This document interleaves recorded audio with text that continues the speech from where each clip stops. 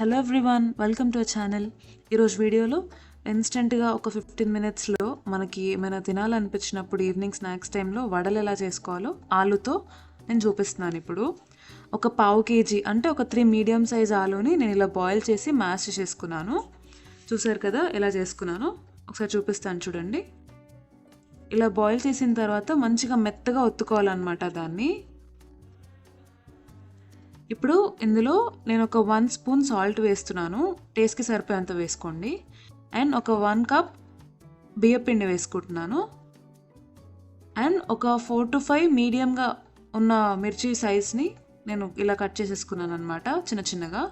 And ఒక రెబ్బ కరివేపాకు and కొద్దిగా కొత్తిమీర వేసుకొని ఇంకా మిగతా ఇంగ్రీడియంట్స్ కూడా యాడ్ చేసుకుందాము. ఒక మీడియం సైజ్ ఆనియన్ కూడా కట్ చేసి వేసుకున్నాను నేను. అండ్ కొద్దిగా జీలకర్ర ఫ్లేవర్ కోసం. అండ్ ఒక చిటికెడంతా సోడా వేసుకోవాలి. కొంచెం వడలు పొంగాలి కాబట్టి దానికోసం నేను సోడా యాడ్ చేసుకున్నాను. నేను పిండి వేసిన కప్పుతో ఒక పావు కప్పు వాటర్ పడతాయి అన్నమాట పిండి తడపడానికి. ఎందుకంటే ఆలూలో ఆల్రెడీ వాటర్ కంటెంట్ ఉంటుంది కాబట్టి మనకి వాటర్ ఎక్కువగా ఏం పట్టదనమాట. పిండి మనకి గట్టిగానే ఉండాలి, మెత్తగా ఉండకూడదు. మెత్తగా ఉంటే చేయడానికి మనకు రాదనమాట. చూసారు కదా, ఫస్ట్ వాటర్ వేయకుండా పిండిని అంతటిని కలిపేసుకున్నాను. అండ్ ముందుగా చూపించిన ఈ పావు కప్పు వాటర్ని ఇందులో యాడ్ చేసుకుంటున్నాను. కొద్ది కొద్దిగా కన్సిస్టెన్సీని చూసుకుంటూ కలుపుకోవాలి. వాటర్ అంతా ఒకటేసారి వేసిస్తే మనకు మెత్తగా అయిపోవచ్చు. చూసారు కదా, ఇలా నేను పిండిని అంతటిని తడిపి పక్కన పెట్టేసుకున్నాను. ఒక కడాయి పెట్టుకొని అందులో ఆయిల్ వేసి ముందుగానే హీట్ చేశాను. ఆయిల్ హీట్ ఎక్కిన తర్వాత మనం ఈ వడల్లాగా ఒత్తుకొని ఆయిల్లో వేసుకోవాలి. ముందుగా నేను చేతికి ఆయిల్ అప్లై చేసుకున్నాను. ఆయిల్ అప్లై చేసుకొని చిన్న ఉండలాగా చేసుకొని దాని చేతి పైన పెట్టి ఒత్తుకోవాలన్నమాట. రౌండ్గా ఒత్తిన తర్వాత మధ్యలో ఇలా వేళ్ళు పెట్టి హోల్ చేసుకోవాలి దాన్ని. చూసారు కదా వడ ఎలా వచ్చేసిందో. ఇంకోటి కూడా చూపిస్తాను చూడండి. రౌండ్గా ఒత్తుకొని మధ్యలో హోల్ చేయాలి. హోల్ చేసి షేప్ అడ్జస్ట్ చేసుకుంటే సరిపోతుంది. ఇలాగే మిగతా అన్నీ కూడా నేను చేసుకున్నాను. ఆయిల్ హీట్ అయిపోయింది కాబట్టి మనం చేసి పెట్టుకున్న వడలన్నిటిని ఆయిల్లో వేసేసి ఫ్రై చేసుకుందాము.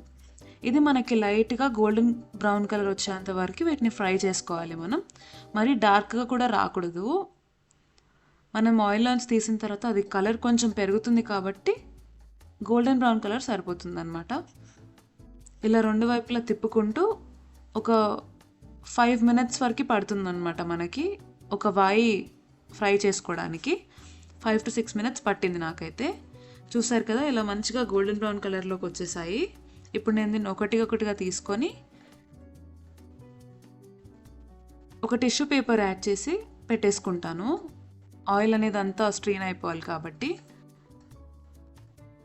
చూసారు కదా ఎలా వచ్చాయో. నేను చెప్తున్నాను కదా, నాకు బేసిక్గా హాట్స్ అంటే అంత ఇష్టం ఉండదు అనమాట. కానీ ఇది తిన్న తర్వాత నేను చాలా ఇష్టం పెంచేసుకున్నాను అనమాట. అంత బాగా వచ్చాయి.